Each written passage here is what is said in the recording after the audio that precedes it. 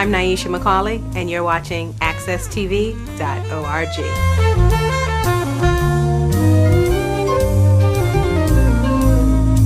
We're going to get started. We'll be mindful of your time. We've obviously been working all day like the rest of us, and we want to get to the particulars of why we're here, and then still allow you some opportunity to get home. And those of us who are basketball fans can go and see what the Heat can do tonight. Spurs, another round of going at it. But I wanted to thank you for coming out and having the opportunity to have really what is just a conversation with the HEDCO management team. We find that as of June 1st, we're starting 40 years in operation as an organization. And yet, because time changes, people come, people go, we're still not as well known as we'd like to be, and not certainly the community at large is not as informed, we think, about what it is that HEDCO does. Plus, the community can never get enough information, because knowledge is the key to getting things done. And what we wanted to make sure by having this conversation and listening to her, we're going to talk to you about some things that we do and how we do them, but we also want to hear back from you. And that will help us to do what we do better, make our resources that we do have more readily available to you and market them to you in a way that you can use them most successfully in your business opportunities or your decisions about going into business or not going into business space, but how you can utilize this tool that we think is a great tool, and that's HEDCO, to help you make some really serious decisions as you explore the possibility of having business and entrepreneurship as a means of achieving your own self-sufficiency, being able to create your own wealth, be able to assist in becoming involved in the community and become what everyone's looking to, make that dream, that American dream of owning your own business, of being able to develop a profit from this. So we've got a presentation we want to take you through, and again, this is a dialogue. If you have questions, raise your hand. We'll just jump right in. This is about a conversation, and we don't want to spend a lot of time talking to you. We want to have a good exchange between one another. I'm Sam Hamilton. I'm the Executive Director and CEO of HEDCO. I have with me Fernando Rosa, who is my Deputy Executive Director and Senior Lending Officer. He's the chief person responsible for making financial loans to those who are seeking to be in business, or seeking to expand their business. I also have with me Kim Hawkins, who is the Director, Business Resource Center, and that's exactly what it is, an opportunity to be a resource for business, for small business, to come in and help you problem solve, talk about what's available and what's not available, helping you to pull financial packages together, help you get bonding, and you'll hear more about that as each one of these individuals talks about what it is that they do and how, in the HEDCO manner, we can be of assistance to the community, to the small business community. Again, as an overall comment, we think at HEDCO that too many people spend too much time talking about what it is they don't have, rather than understanding what is available and how to use that to its full advantage. We believe there are a number of resources, alternative resources, particularly to traditional lenders. The bank is not the only place that you can get money. Now, there are these places, reading this article the other night, and how many of you know about, payday lending? Yeah. As an alternative. What do you think the annual interest rate is on a payday loan? Too good. 32%. Anybody else? 32%. 60. 60%. 60, okay. How much? 400%. Oh, you were last night. You were there last night. You're like somebody else I know. You cheat. 400%. Now, that's not an alternative in my mind, but it is an alternative. There's another form of lending. We all know about hard lenders. Up until I read that, I thought about hard lender high rates being around 24, 25, 26%, maybe 30, but never did I imagine that it's 400% would be the actual amount that comes out. But what we want to gain here, there's knowledge of reasonable alternatives when you can't get all of the funds that you need, or you can't get any of the funds that you may need, financially speaking, to operate your business, to buy that piece of equipment, to get your business started. You want to go through the fact that just because you have some credit glitches, things happen, as they say, there are still alternatives that you can explore. That shouldn't keep you out of the game. You need to come to know about what it is that you need to do to be able to still access capital, and how to get your business up and going, and how to formulate your business, how to craft your presentation, how to put a business plan together, how to put a financial package in place so that you can still get the opportunity to be able to pursue opening and starting a small business or expanding your small business. So there are alternatives, and those alternatives are important to know, and to know where they are, and HEDCO serves as one of those alternatives. Again, we've been doing this since March 1st, 1975, where we do the two things when we talk about the information. We need to know what's available, we need to know how to apply it, and then you just don't run in and ask, well, I need a loan. Well, what do you need the loan for? What are you going to use it for? Can you repay it? What's about your business that's unique? You need to talk through this, you need to think through this, and when you're seeking these alternatives, it doesn't make you lazy. You just can't run in and say, okay, I want the money. You have to do the same kind of planning. You have to do the kinds of things that are important to set your business plan and set your business up for success, not for failure. You need to do your homework. So we still do the same amount of work. We still do credit reports. We still put together our projections. We talk about our locations. We talk about the marketing that needs to be done. But then we do what we apply the real life situation. Things happen. There have been things that have occurred in each of our lives that may have changed our financial position. Not that we didn't want to pay our bills, but sometimes we've gotten sick, we've been laid off, other things occur that can impact your credit report, and we know that it to be the case. But that shouldn't stop you from seeking to start your own business. That shouldn't stop you from being able to access some capital to be able to do that. Now, as you see, HEDCO, as we talk about our fact sheet here, we're a not-for-profit organization, tax exempt. We're a community development financial institution, which means we are certified by the U.S. Department of Treasury to be able to access funds that are meant for community revitalization activity.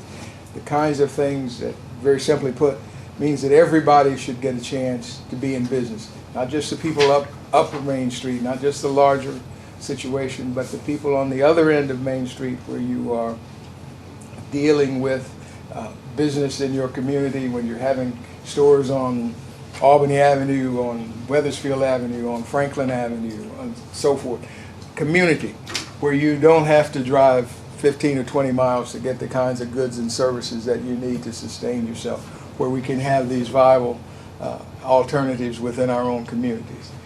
Certified micro lender for the Small Business Administration means we work with the Small Business Administration to be able to develop loans up to a certain amount to help small business in the community. In addition to that, we should also think of the state as a small business lending partner. You may have heard of the Governor Malloy's Express Lending. Governor Rell had small business lending program. These are things that are designed when credit gets tough to get, when the bank says we're lending, but when you get there, they don't seem to be lending at that particular time. You need alternatives. And believe it or not, the state and even the banks provide other funds and other ways to get you into business, because eventually they need customers and they want the businesses to succeed and get to the point, be incubated by organizations like HEDCO, so that you can go in with a track record. You've been in business for 3 to 5 years and you've got a track record to show. You're just not coming in with your idea and not having tried it out yet in the marketplace. So we work with all of these factors, all designed to give everybody a crack at getting into business. It used to be things such as redlining. There used to be things, a number. Women had tremendous disadvantages in trying to get into business because you got to have your spouse, you got to put this up, you got to do this, you got to do that. But now there's more of a level playing field. There are other alternatives to consider when you're trying to get up and going. The scope of those services are to explore all of those possibilities. We talk about problem solving. What seems to be getting in your way, hurdling? Contractors. Seems to be bonding is a problem. You can't get a job unless you get bonding. There's some alternatives. There's some other ways to find that out. You can get that information at HEDCO. We help you work through that particular situation. We help you put together a loan package. We help you talk about the kinds of things. How do you manage your cash flow so that you don't always seem to be robbing Peter to pay Paul? You have to understand how to get that to go. And the key to being in business is you want to be able to sustain your business. You need to be able to repay that debt. And there are lots of ways to work up to that, and what we have learned over the years that we have been in business, a number of ways to accomplish that, still get into business, still have difficulties, but then to overcome them and get your business up and going and being successful. We serve now all 169 towns in the community since June 1 of 2011. But before that, we were here primarily in Hartford. We've done more than $110 million in loans that we have packaged. And you say, well, who's included? Well, if you looked at the composition, 39% of those are African American businesses, 41 are Hispanic and Latino, 6% are Asian American. We represent, in terms of our loan portfolio, what the demographics look like in this city. We help the people who are in each of the 17, for this whole square mile piece, the neighborhoods that are within the city of Hartford. We help everyone to try to get and achieve their dream of getting in business.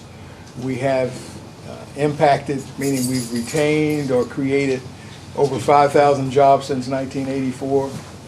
We serve about 1,000 businesses during the course of each year, individuals who are either looking to get into business or individuals who are in business. They're having some form of a situation that they need some assistance and to work through that. You're going to hear about the lending, and you're going to hear about the overall kinds of things that we provide both in the problem-solving arena, incubator facilities, other kinds of alternatives and tools that can be used to spur what we call economic development and economic vitality within the city of Hartford and within our community.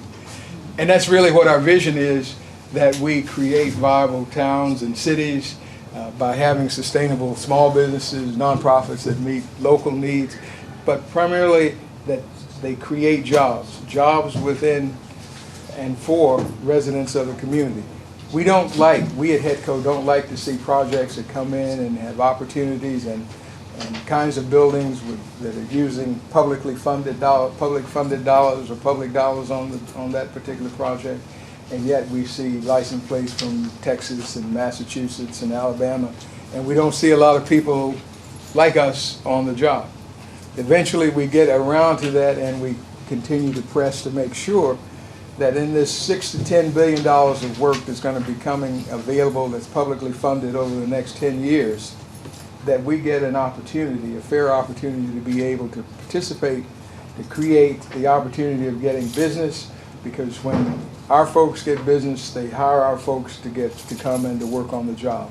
And that's important because it's a win-win situation. We create a new business opportunity, and then we create jobs for local residents and things within our community. And that's our overall vision.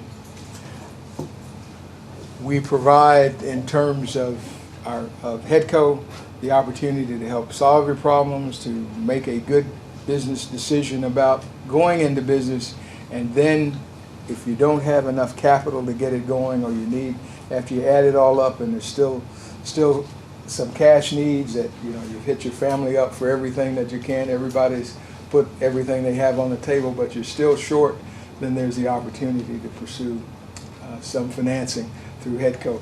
We have about $28 million under management. We have put over $55 million of our own money into each of the deals. We have about 570 loans that are actively open at this particular point in time. So once again, there are ways to get alternative sources of funding to be able to finance your idea, your business deal. The idea and the objective of tonight is to really to talk about some of those things, to see how HEDCO can help you do that, and to make sure that once you understand, then you're able to take it back to your community and share it with other folks who may be naysayers, saying, well, there's nobody out there that really wants to help me, there's nothing there for me, and it's a closed door situation. Well, that's not the case. You need to show up just like you showed up tonight, and to be able to sit and to talk and to work through situations. And believe me, we've helped a lot of people. We put a lot of money on the street. Been a lot of businesses that are successful. And if you walk up and down the avenue, you walk up and down up Albany Avenue, you walk up and down, and even along Blue Hills. And I've been around here for a while. There are a number of businesses that you may not know, but they have come through and to HEDCO. One of my favorites is the child care facility that used to be the garment building. We helped the owner of the garment care when it was garment care. And then if you go really way back, you can talk about when it was Blue Hills Seafood, and we helped them then. Mario was the owner at that particular point in time, and it was great seafood at that particular point. Or you could go to Model Market, or you could go to Nolan's Barber facility, and we were involved with them in helping those businesses get started at the time. So there really are opportunities there. There's really access to capital. You just have to work at it, pretty much like anything else. If you prepare, you do your homework, and then you perform, then we believe that there's profits available to you in your business if you've taken care of the 3 Ps, the 5 Cs, something that we work with and put them into place. But we get, if we do our preparation, if we perform, and if we're persistent, then the profits will come down the line. More folks at the door. Yeah. Any questions right now before we change over and we're going to start to talk about the loan funds a little bit? Certainly I would be remiss if I didn't say welcome our state senator, Senator Coleman. We are happy that you chose to stop by at this point in time. Sorry, I'm interrupting. No. Come in. Would you like to say anything, probably? No, I want to listen to you. Oh, okay. All right. But here, any questions on this aspect of what we just talked about? Okay, so once again, we want to keep this going back and forth. We want to share some information, and then we want to get some input from you. So without further ado, we're going to talk. We're going to have Fernando Rosa come up, who is a senior lending officer. He's going to tell you about the different types of programs we have, statewide programs, regional programs, municipal programs, and again, the amount's up to $250,000, $250,000. And it's important to understand the types of programs that you have. You're looking at interest rates, again, not 400%, but 4 to 6% fixed rates. Fernando will talk about that. And terms from 1 to 10 years. The whole idea is to be able to be flexible so that you have the best opportunity, that once you start a business, that you're not getting a whole lot of debt dumped on you. That we think, again, that if you're starting a business, the last thing you need to do is to have owner's debt. That's like pouring water on a drowning person, to be able to say we're going to have huge amounts of debt service to tack on everything else that you have to achieve when you're trying to start a business. But when we talk about the types of programs, when you're sitting here in Hartford and you're sitting in this particular area, we manage 19 loan pools. As you sit in this community of this part of town, there are probably about 12 of those pools that would apply to businesses here. So when I say there are alternatives, there's some alternatives because of where you geographically are. If you're in a situation where there are brownfields, you're sitting in another possible field of opportunity. If you're in a commercial corridor, there's another pool of funds that are geographically designated.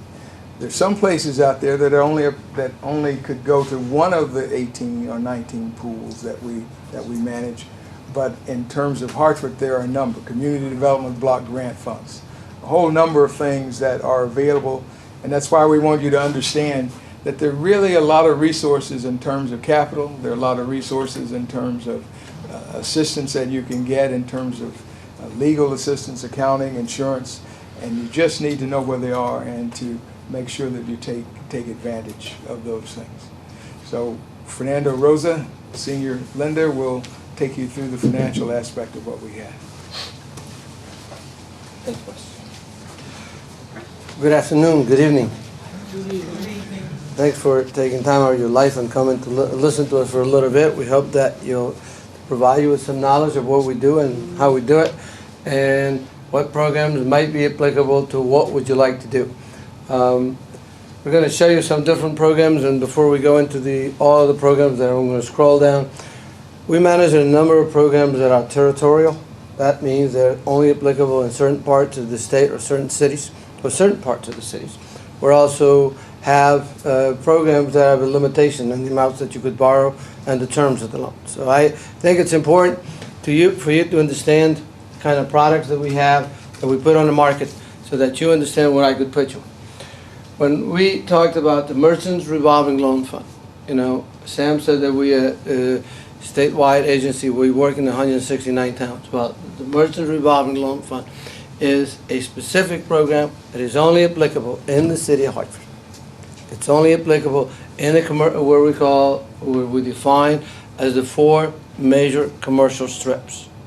And it's called Albany Avenue, Enterprise Zone, Solomon West End, and then Franklin Avenue. Those are the so-called commercial strips. They were put together back in 1981 to provide money to those businesses specifically located on those commercial strips that were in dire need of money.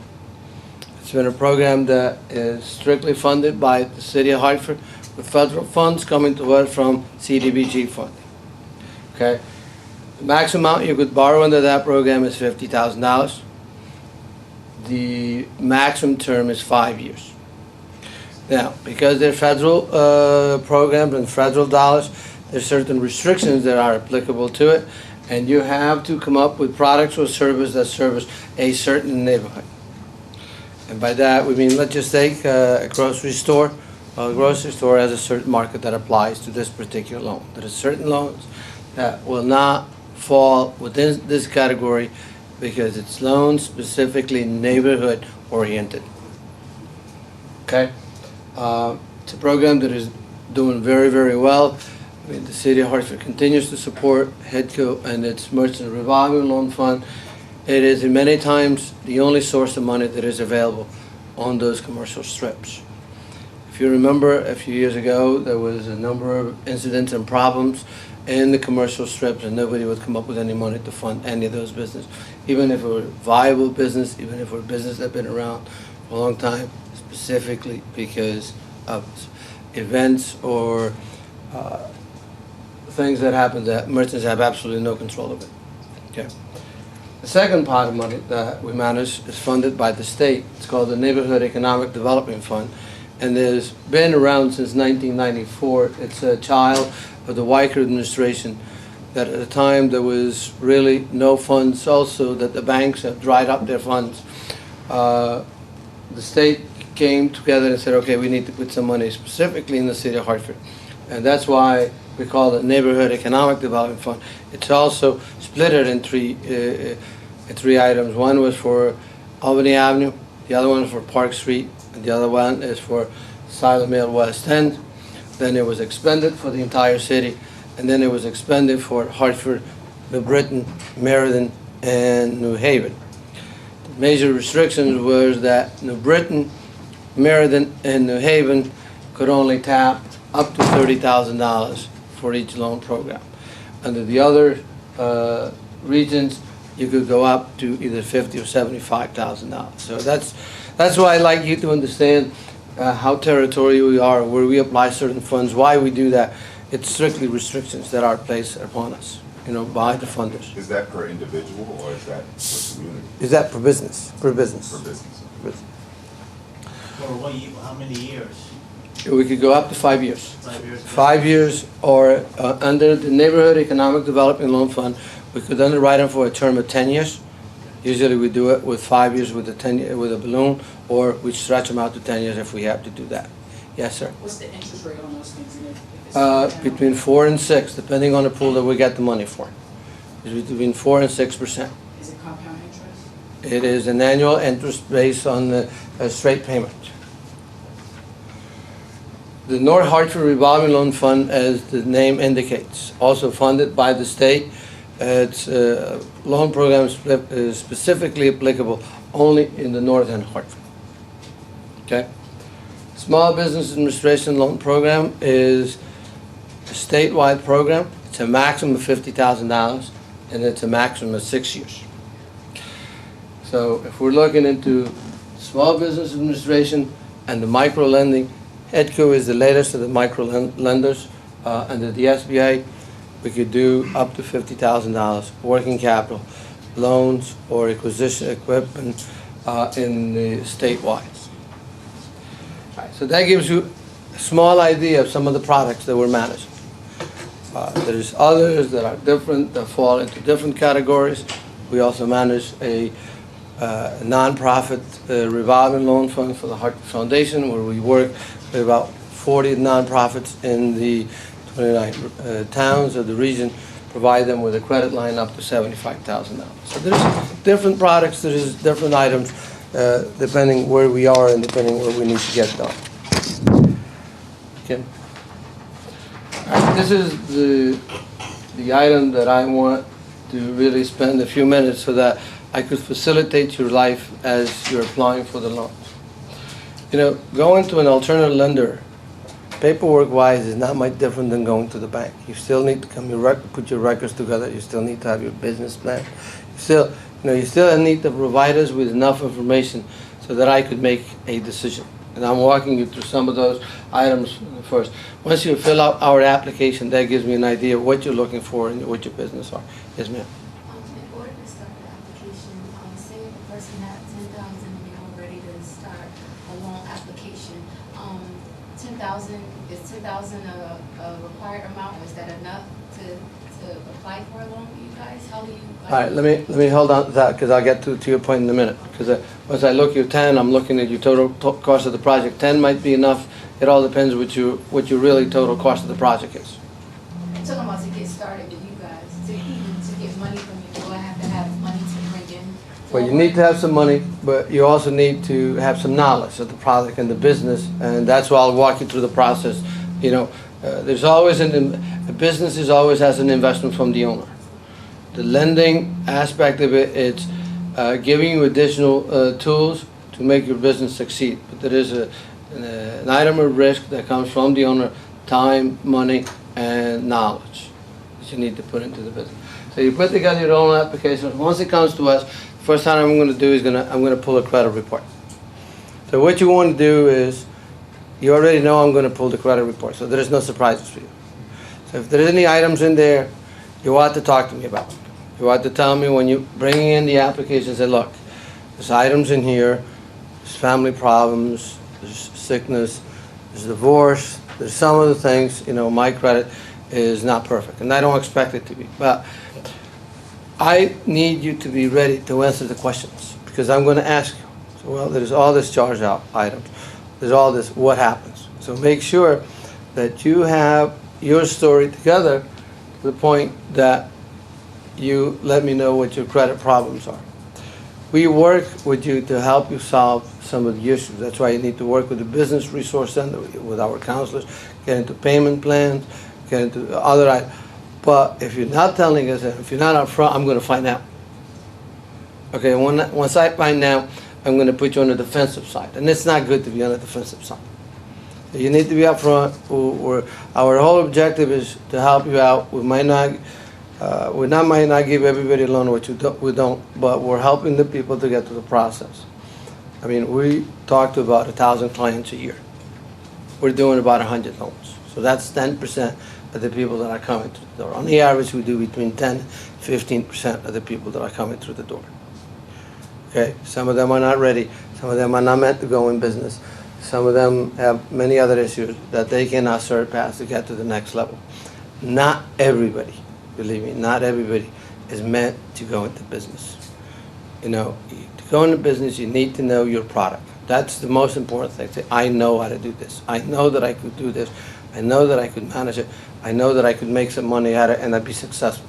If you have that part, then you have a great good percentage to be successful. But you got to know your product. You got to know demographics. You got to know who you're selling to. You got to know your location. I mean, that is the most important part. Everything else will fall in place for that particular item. Who's a question in the back? What happens if you have a business partner and your equipment is really good, but your business partner is fairly bad? Well, that's what happens when you have a partner. You take the good and the bad. So, Does that what- mean that the loan will be based on the They'll be based on both. or No, it'll be based on both, you know, but we're really, okay, let me go past the credit a little bit and go to the next. We underwrite business based on the cash flow of the business. You know, I'm always looking at that the business generates enough money to repay the loan that we're gonna lend. So at the point that I'm looking at the financial statement or the projections, I need to make sure that at the end of the day, there's gonna be $400 or $500 left, enough to pay for the loan, okay? So if you explain to me what happens to your credits, and I came to the conclusion, I said, okay, there were some events in the family that create all of this, I'm satisfied with the character of the individual, then I move on to the next level. If I figure out that you spend money because you don't know how to manage your money and you like to spend it because they gave you a credit card that came in the mail and you didn't ask for it, and you said, oh, I got $10,000 I want to spend. Well, then that makes a whole different situation. That's why I said, be ready to answer the questions that are in your credit report. But be also ready to understand that if you don't make enough money on the business to repay the loan, whether it's from the bank, from the alternative lender, or from payday, then you can't be in business. Because the reason you're in business is so that you could make a salary and pay your loans. If you're not going to be able to do that, then we need to work on a solution to see if the business is viable or if there is some other issues. There's always two things. If a business is not in a neighborhood, the neighborhood could be saturated, product, or nobody thought about it. So if you're in a third category, then you need to really say, okay, I'm going to develop it, this is my idea, and it works. All right? Any other questions before I go on to my next comment? Yes, sir. I started a business about 6 years ago, Yes, sir. and actually started doing pretty well.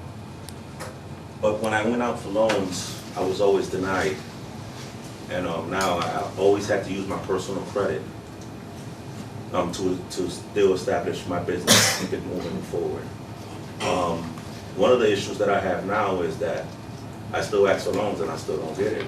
But maybe it's because of the type of business that I have. Could be. I have a lending business. I lend money to young, independent mothers, single mothers with kids. I lend them from $500 to $300, and they pay me back with interest, of course, and they pay on a weekly basis of $50. Like I said, the business was doing very well, but I was using all my money, and it's been 6 years. I'm still going, but I just wanted to know how a lending business is microloan basically. How can I get a loan from y'all? Or because I applied with y'all, and nothing. I never got any feedback on it. It's usually not the place of an alternative lender to lend money to somebody else to be relent. We are in the category where we get money from usually the state, the SBA, the cities, and you're looking into putting that money into a commercial space, into buildings, into creation of jobs. You are probably one of the individuals that comes in that doesn't really fit the mold of many of the business. I mean, I help, when these young ladies take the money, they pay bills. You know? I- Because of the minimum wage, they don't make enough money. So when they come to me to borrow, helps for the rent, phone, food.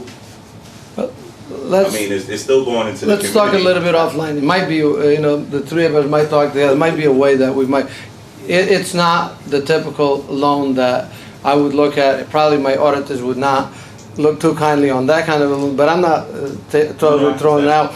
I'm saying let's talk offline. Maybe we could figure out a way that is a way that we might be able to do it. Yeah, I would say to you, and this, and clearly where you're speaking of this kind of situation, what as Fernando was starting to say, is that we have certain impact that we want to have goods and services in your community.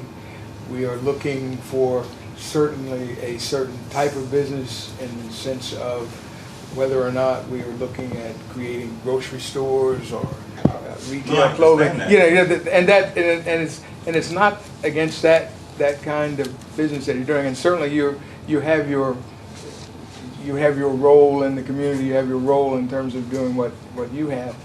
What we have as a lender is looking at, and you see it in some other places, what categories do we really want to focus upon with the funds that we have in place. And so if we say that we want to eliminate blight, if we say that we want to create goods and services in our community, if we say that we want to be able to create jobs by virtue of what we do, and that we want to create tax rateable property. In other words, we want to help you to buy a truck to move dirt, or a backhoe or something of that particular nature. You have a realm in which you operate, and sometimes they don't fit, and that's not a decision about your business. That's just what these funds, and when we talk about your tax dollars coming back, that's where you run into some constraints.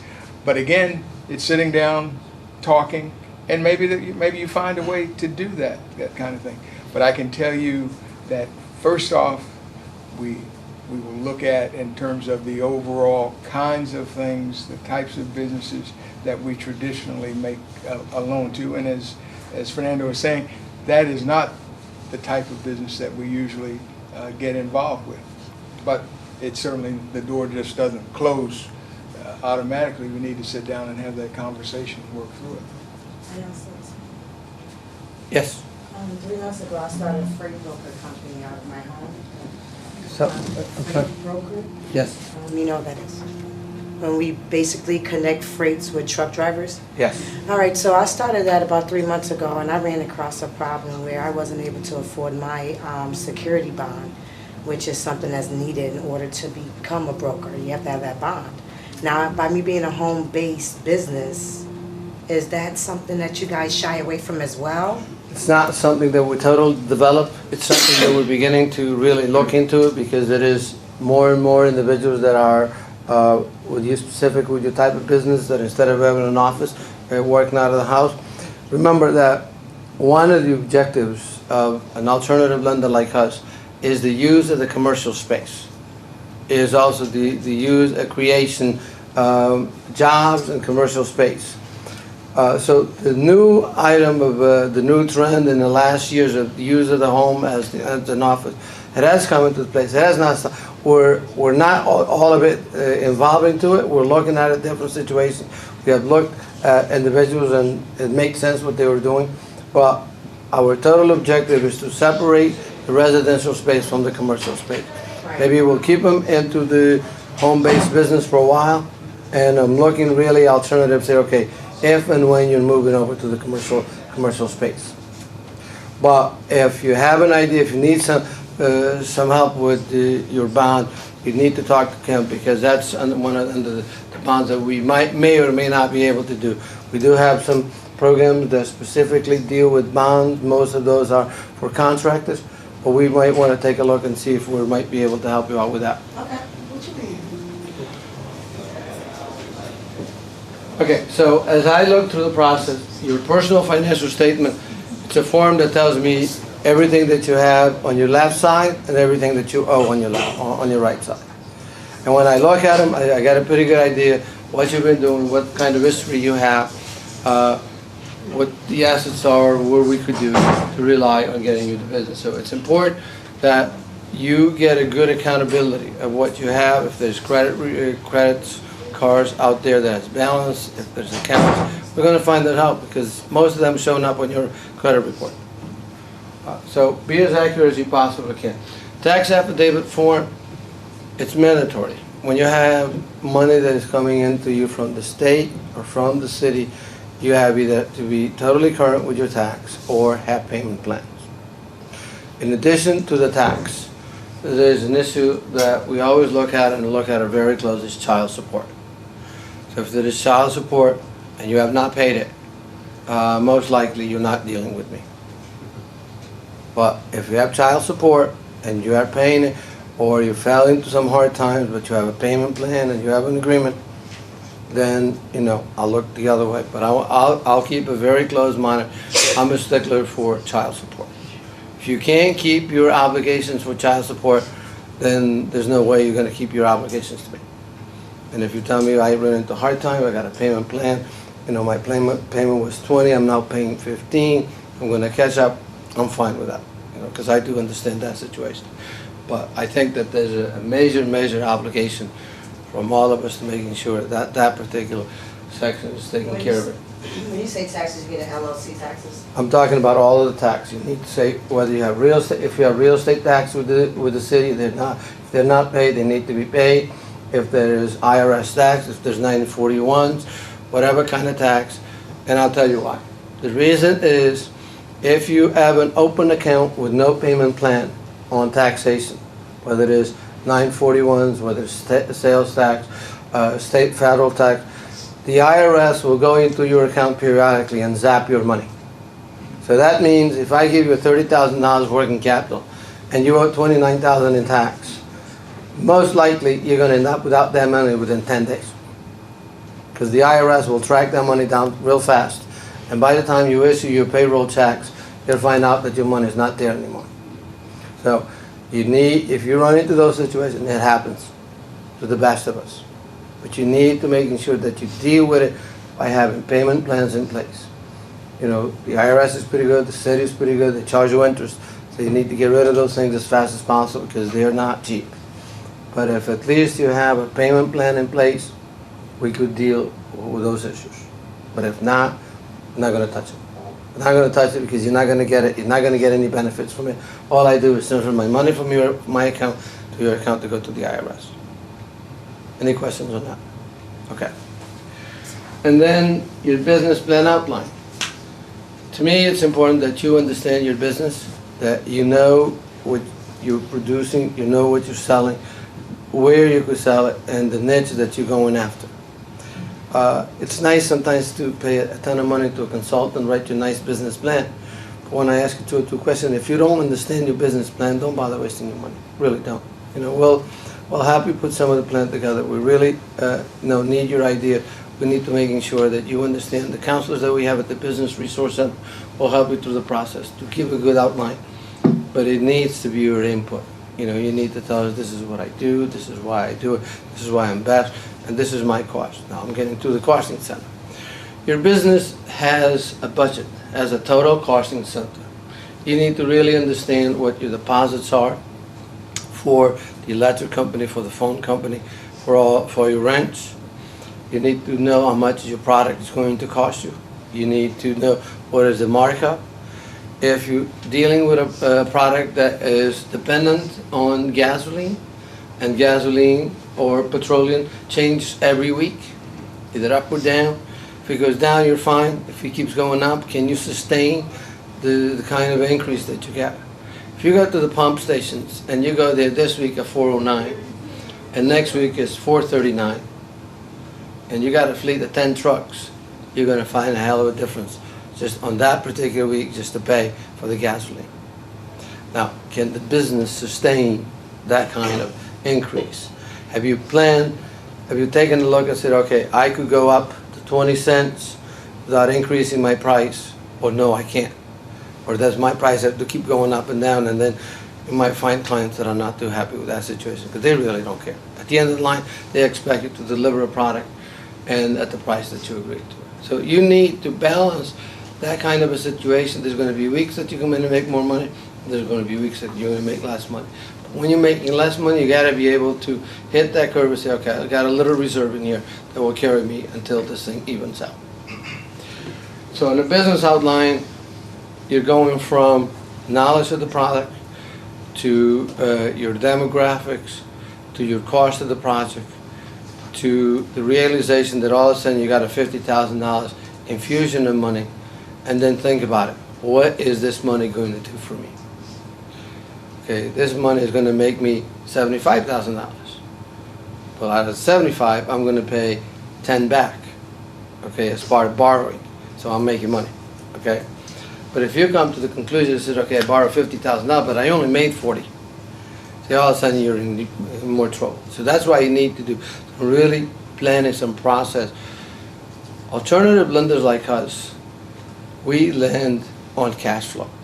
We stretch your terms. If we don't think you could make your payment back in 3 years, we'll try to go to 5. And if we don't think you could make it in 5, we might go to 6 to give you a smaller payment. Our idea is to see how you make the entire payments. It makes no sense to me, put you on a 3-year plan and figure out at the end of the third month that you can't make the payment. And then I got to go back and make a readjustment. So that's why the conversation needs to be there. The proper plan needs to be there, so that even at the worst time, you say, yeah, I could write it. I could write it. So, because we have that flexibility to take it to the next level. Then you get involved. What is in my outline plan? I'm always going to ask you, so what do you have into this business? I don't have any money. I got a good idea. Well, then we need to develop some of your assets before we could develop your idea, you know. But you also have to have some money at risk. All of our investors, and we have partners with all of those that I just told you, the state, the cities, they're looking and said, okay, how much is the individual coming into the deal? Most of them are looking at about a 10 to 15%.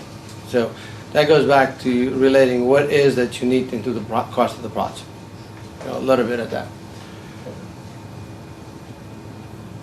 Okay, my approval process is much simpler than anything else, but you know, on some, the staff will prepare and review all of your information.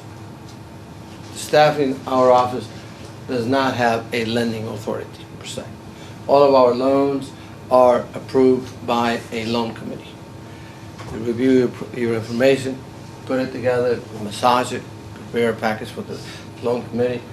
Try to ask you all of the questions that we are expecting the loan committee to ask, and we're going in front of the loan committee to seek their approval. So the better I'm prepared, the more information you're giving me, the easier it is for me to defend your package in front of the loan committee.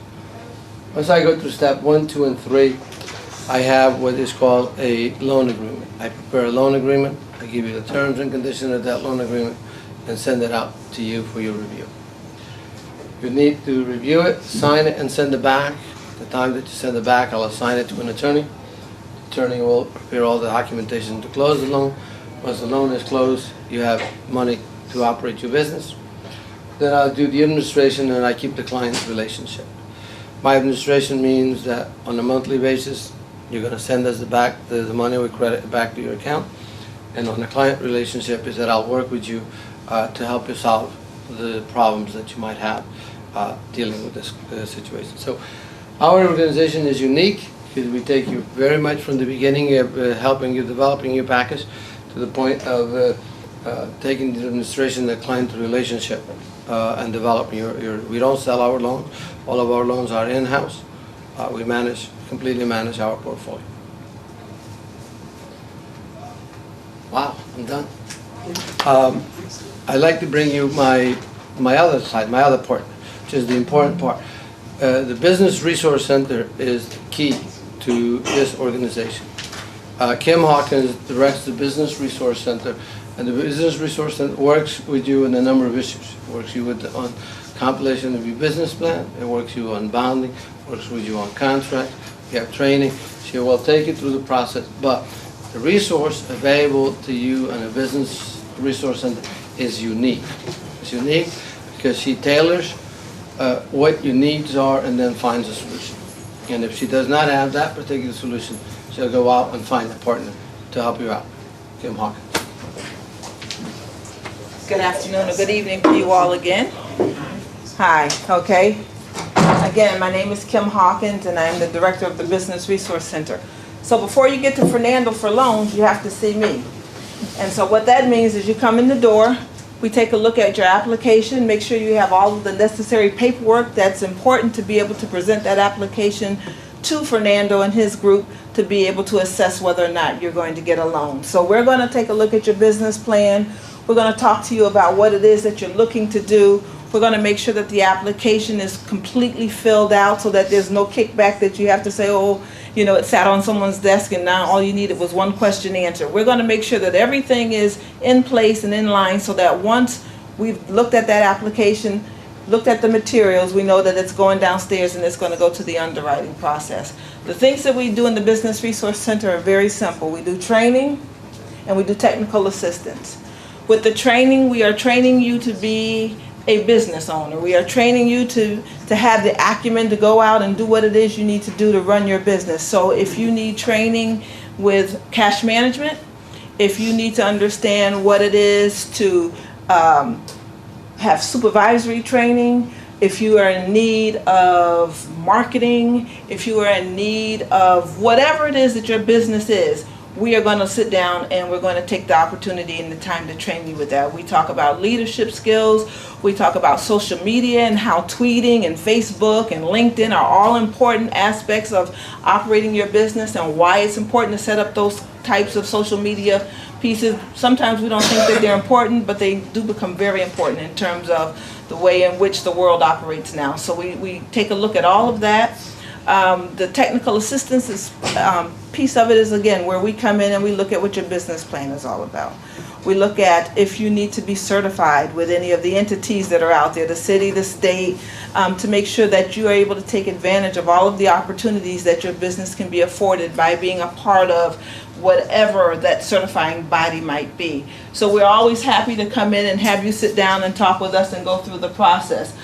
We develop the business plan, we look at your corporate structure, we have training on that. Are you going to be an LLC?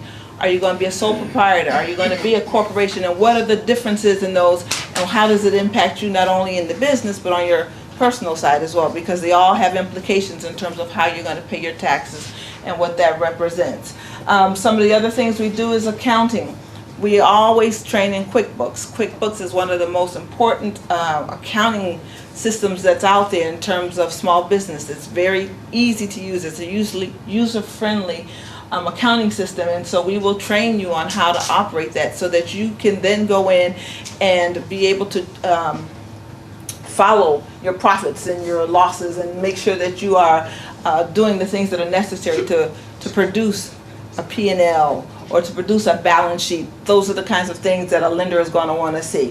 What kind of income do you have coming in, and what are the expenses that are being offset by that? And then what is that net profit? Are you making a profit? And if you're not, we'll be able to see that through that whole process and then be able to determine whether or not there's some things we need to do and look at in a different way. So those are the kinds of things that we will do and with regards to being able to start you off and get you going. We work with startups and we work with existing businesses to provide our services. We also have incubator space. We know that when you start a business, many times you don't have the cash flow to be able to have an office, take care of the phone, have all of those amenities that go along with an office. So we will entertain you coming into our space and being able to house yourself there for 6 months to a year, and you work with our counselors. We have 2 counselors who are business counselors, and we have 2 counselors who are in the construction industry, and then myself. So we have a team of 5 who will work with you to determine what your needs are going to be, how we can assist you, and you get an opportunity to walk in and visit with those counselors on a daily basis. We have an open door policy, so all you have to do is come in and sit down and talk about what it is that's affecting your business or how you might want to bounce an idea off of someone. So we're always ready and willing to assist you. And so as a part of our incubation, the requirements are that you do meet with a counselor and you do talk about what some of the issues are, what some of the goals are that you have, because the goal is to get you to a point where you're successful or to identify some issues that may come into play before they become real issues. It's always better to try and prevent them before they happen. And if you're open and honest with the dialogue, most times we're able to do some of those kinds of things. We have a bonding program. The bonding program has been funded through the state of Connecticut, and the Travelers has guaranteed that program for us. So we have $20 million in bonding, and the state has provided us with $3 million of guarantee money. So what that means is if there's a default on the bond, the state will step in and help pay for the loss on that particular bond. We do that with most of our contractors who are working in the state of Connecticut, and we've been very successful in terms of the bonds that we've been able to provide for contractors. We know that bonding has always been an issue or a stumbling block for contractors, and so we're proud and happy that we have this particular service in place to be able to provide that. So as a part of what we do, we have a construction aspect of the Business Resource Center, because there is so much construction going on, that we are very concerned in making sure that contractors are able to perform the work, to get paid, and to then be able to go on and bid for additional work. And so we provide all of those different kinds of services that will help in that cause. Training, again, training is key, and it's always important to know that if you don't know something, come on in, we'll take a look at what it is you don't know, and if we can't answer the question, we're going to find someone who can, so that we can make sure that all questions get answered, and that you're able to be able to then move forward and do the things that you need to do to make your business successful. So those are the things that we do at the Resource Center. Our doors are open from 8 to 5:30. We always invite you to just come and walk in. There's no appointments necessary. We call ourselves a one-stop shop. So you can come in and you can talk to us about any of the things that are necessary. And then again, once you've decided that you might want to take out a loan, or you might want to participate in some of our training, you sign up, we talk to you about it, and then we walk you through the process. We have our classes listed on our website, so please feel free to go to our website at any time and take a look at what it is that we have to offer, and just give us a call and sign up. Okay? All right. Thank you. Okay, I know that's a lot of information. I would just summarize this by saying we exist to give everybody a fair shake at trying to get into business. Let's be real about it. Sometimes we don't seem to be able to get in as easy as other folks. And sometimes there appear to be obstacles to getting in. HEDCO tries to find a way to do the deal rather than to find a way not to do the deal. We're not looking to have an excuse of the credit score is not right, or the business doesn't do this, the business not that, you had this situation, you had the other situation. The idea is to sit down and to dialogue and try to find a way to overcome whatever obstacles appear to be in the way of getting from point A to point B, which is where you want to be in business. And that's it, whether it's bonding, whether it's a loan, whether it's just sitting down and problem solving. And we really form a relationship. There's a thin line between operating your own small business and your personal situation. You're just right there, and you can't do one without the other. We can't come in and talk about, because your information is confidential, we can't talk about who we've helped and how much of a loan we've given this person and we've given that person. But we do put the money on the street. We do try to help where it is humanly possible to be able to do that. And sure, if you walked up and down the avenue, whether it's Park Street or Albany Avenue, you would find that a number of thriving businesses that have gotten their start by virtue of coming, like you, sitting down, talking with us, and figuring out a way to do this. Because rest assured that every one of these pools that we've talked here has a risk tolerance.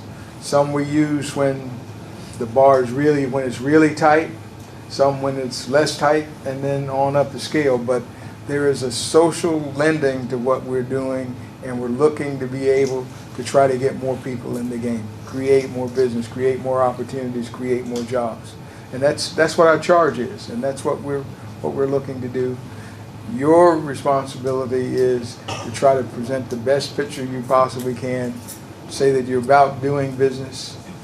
There are no hidden people when Fernando was talking about it. We go to a loan committee. Loan committee that we go to are people like you. They live in the community.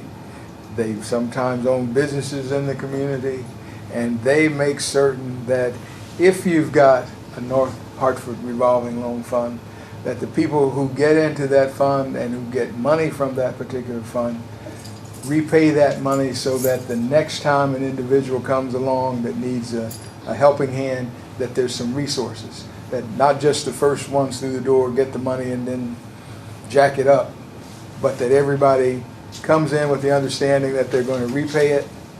There's a responsibility to that, and then everybody gets to use the money over and over and over again.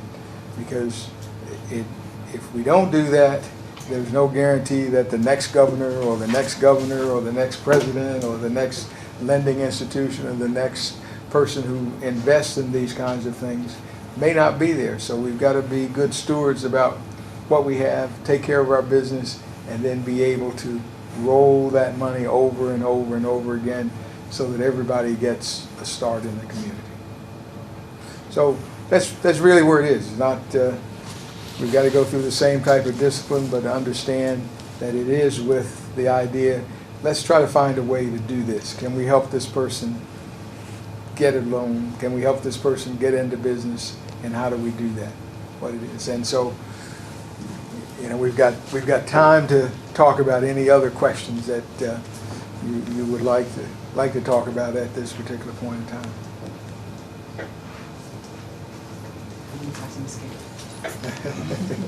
So just go ahead. When one of us will answer, depending upon what the question is and how we feel about it. Never get the chance. Well, what are the a person like me starting a business up? Eventually, I want to be a broker. That's what I got into the business for. I know a lot about the business. Like you guys said, you got to know your product and knowledge. Got that all down pat. I've been dispatching because I'm not able to broker yet. What will be, without me being able to show capital on brokering, you know, what will be my step? Would it be the business plan first, or? We want to see your business plan, and then we're going to want to see who is it that you're brokering for. So there are companies who are using your service, correct? A few. And so we'd want to know who they are and what the opportunity is for you to grow that. And so that business plan would outline, hopefully, that information and be now, able to if I need help that. setting that up, who do I, If you guys see yes, come and see us. We'll sit down with you and go through the basics of it, and then as you begin to formulate it and put it together, we'll critique it and give you some feedback and then build it from there. Okay, well, come on down. Have you guys ever ran into a situation where, like in her case, you know, she comes in for, you know, to get help with setting up her business plan and get a loan and all, and then you had another person who might be in the same situation, but you find that they could probably be good partners, that you would marry them up in some kind of way or have them talk to one another? We would have them talk to one another. And then there would be a business decision as to whether or not they would want to do something together. But we have had instances where we've had businesses who are doing the exact same thing. And we will say to someone, well, you know what, we have another business that's doing something like this. Would you be interested? And if they are, then we would talk to the other one and make sure, but we wouldn't just automatically say, well, this person, who that person is, because it is confidential. But we would say that there's opportunity to potentially, you know, do some partnering and things of that nature. Great. Okay. Thank you. I have a mechanical company, plumbing, heating, air conditioning, and I have assets, tools, equipment, gang boxes, trailer, fleet vehicle. Now, when I do my assets, because I think you guys are gonna need that for a loan, just to see what the company has. How would I determine what the value of that set product is? Do you guys have a formula that you use, or some stuff are brand new, some stuff are used, some stuff they have a little wear and tear? How do I figure out what the value is of said tools or equipment? Well, first thing you're gonna do, if it's new, we're gonna take your invoice or your cost. So you start off with the process of taking the new, that's your value, okay? Then the equipment is depreciated on an annual basis. Do you have a formula to determine what the depreciation percentage is? There's a formula. Equipment usually depreciates, smaller equipment usually depreciates on the term of 3 to 5 years. But it all depending what you have, and that's a question that your accountant will indicate to you, but we'll look usually at the equipment no more than 3 to 5 years. So if you're spending $15,000 on a piece of equipment, most likely by the end of the year, 5 years has no book value. Still might be used, but at that particular point, it has no book value. Might have some resale value, some scrap, but I would look at your equipment 3 to 5 years. Okay? Then you start the formula, your starting point is you're paying the price that you pay. Whatever my initial payment was. Your initial payment. So let's just say you pay, let me just give you an example. You pay $30,000 for a piece of equipment. It's a nice easy number. We go over 5 years. Okay? So you got $30,000. After year 1, we have a $6,000 depreciation. That means the value of your equipment is not coming down to 24. On year 2, you have $6,000 depreciation. Now you're down to 18. And then you're going down. By the end of the 5th year, technically you have no value on that. The asset might still have what we call scrap value. It might be still $5,000 or $10,000. Okay, so there is still a value to it. But under the accounting terms, all of the equipment are depreciated. Your accountant might tell you, okay, we need to do this over a 10-year period. The longer you depreciate the account, the less you have. Depreciation is a two-edged sword. Okay, if you take quick depreciation, what we call fast depreciation, it'll eat up your income, not having to pay any tax. But by doing that, it also devaluates your balance sheet. Okay, so if you do it instead of the 10 years, instead of the 5 years, you look at 10 years. So you're saying, okay, if I do 10 years on this, then my $30,000 equipment by the end of the first year still has a value of 27. That might not be realistic, because most of those equipments are gone by the end of 5 years. So, some of them are. But that gives you an idea. One of the other things you want to remember, and it's something that Fernando said earlier, we don't want to own equipment. We don't want to own your home. We don't want to manage that. Yeah, but we're gonna look. Company, No. Understand something you said very early. We're going to look at your cash flow. How many contracts are you getting? What have you been able to earn that? Are you bidding your jobs appropriately? Do you have relationships with prime contractors so that you're getting in and getting this work? How much are you able to earn? Are you, and we'll say it over and over again, are you able to service the debt? Do you have the ability to repay the debt? Because, So let me tell you truthfully, it's just like a car when you drive it off the lot. It's depreciated the minute you drive it off the lot. When you buy equipment, if you've got restaurant equipment, if you've got some other equipment, you know that there's a lot of it around, so it's very low in value. If you went to a traditional bank, they probably depreciated 50% in terms of its value almost immediately. The key to a job and to a business that you're speaking of, and to most around, will the business be able to service the debt?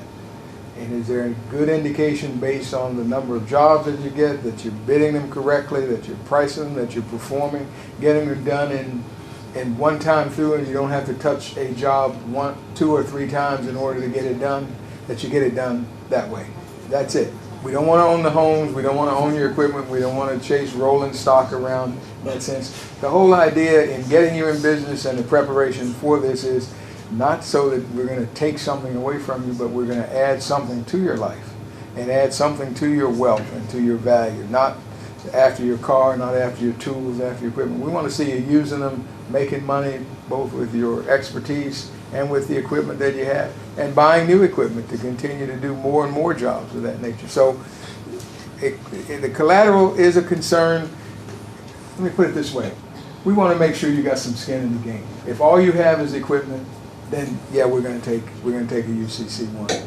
Will, at the end of the day, will we be able to be fully repaid as a result of that? Maybe not. The difference between the HEDCO and the bank is that we'll take a chance on that. We won't have you say that you got to put 20% up in cash. You can put it up in sweat equity and your ability to be able to say, hey, I'm giving you everything that I have, plus I can give you a track record that I got 10 jobs here that I've performed. I've made money on them. I can repay your monthly amount, and that's what we're looking for. That's really what it boils down to when we, when you scrape away everything else that we've said and all that we talk about. It's about, can you really repay the loan? And you really, because it's not going to do you any good or your family any good if you take on an obligation that you can't meet, because it's only going to make things worse. And we're here to try to help things be better. Any other questions? Okay. Okay, one more question. Is there a minimum dollar amount that a person can ask for? Because I hear you guys speaking of big dollar amounts, like 50,000 to, you know. We've done a loan for $500. Okay, I like you. All right, 250. Just want to make sure that it's like, I don't Remember what I told you? like, you can save it for a year and do this, you know, so. Remember what I told you at the beginning, like the total cost of the project? Right. Don't gas at it. Okay. Don't say, I'm gonna do it with $500. When you come to me, or when you go to Kim or Sam, I know exactly what that you was. say, I need this amount of money. This is what I need, and this is why I need it. Because I'm gonna ask you a question, why do you think you need it? Well, I'm gonna buy a telephone system, it cost me $1,500, I'm gonna buy a copy machine, and this is what I need. And when you do, we don't want to lend you any more money than what you need. But the worst thing that I can do is if you need $6,000, I give you $4,000. Okay, and then you end up stretching all of the covers. Every time when you pull the covers too much, your feet are going to show. So that's the whole idea. You need to make sure that you're not over covered, but you're covered. Yeah, we've done deals where someone is catering a meal at a function tomorrow night, but they need $500 to buy the food to be able to serve, and they've got to wait 30 days in order to get paid.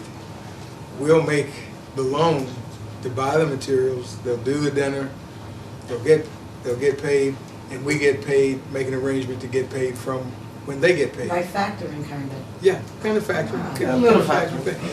Look, if you leave with nothing else, understand that we're flexible, that we're here to try to do things different. There are all of us, all of those who are involved in this industry want to be able to get more people into the arena. And so you have to take some chances. Banks can't take the chances that we can take. They invest in us, understanding that we can take a little bit more of a risk, because if you don't create banks more customers by creating more successful businesses, eventually they're going to run out of customers. It's like you read in the paper today that people aren't going to law school, they're not going to be lawyers at this point. So you need to keep your pricing up, and there's a whole market reason why everybody needs to be in the mainstream economy. So you guys just basically need a good plan, a good reason, and make sure the business make money. You pretty much in the clear, in a good round. And you're getting a shot at it. And we want you to take the best possible shot, because you may only get one chance. Maybe you get two. Maybe this is the second chance. You tried it somewhere. But after you've had two shots, you want to take your best shot at it. You don't want to, what do you say? Hey, you only get one chance to make a good first impression. You want to be able to do and to have and give it the best go at it. But you want to sit down and talk in the Business Resource Center and really make up your mind. Do you really know what it is that you're getting yourself into? Are you really ready for this? Is everybody at home ready to go into this with you? If home is more than just you and you're putting everybody on the line for this, is everybody into this? Are you fully committed? If you don't feel good on a Monday morning, are you still going to get up and crank out there to go there, because there's nobody else there to go in there for you and to start the business, to operate the business? And it's not, we all don't feel good every day. We all don't necessarily like people every day. You want to just pull the covers over your head and say, money yeah, every day. Yeah. But so you gotta. As long as you focus on that, you can smile. Yeah. Well, that's a good. Keep that attitude. Keep that attitude, because somewhere along the way, some folks lose that fire. Yeah. And you need to keep it. Tell me about it now. My phone doesn't stop ringing down.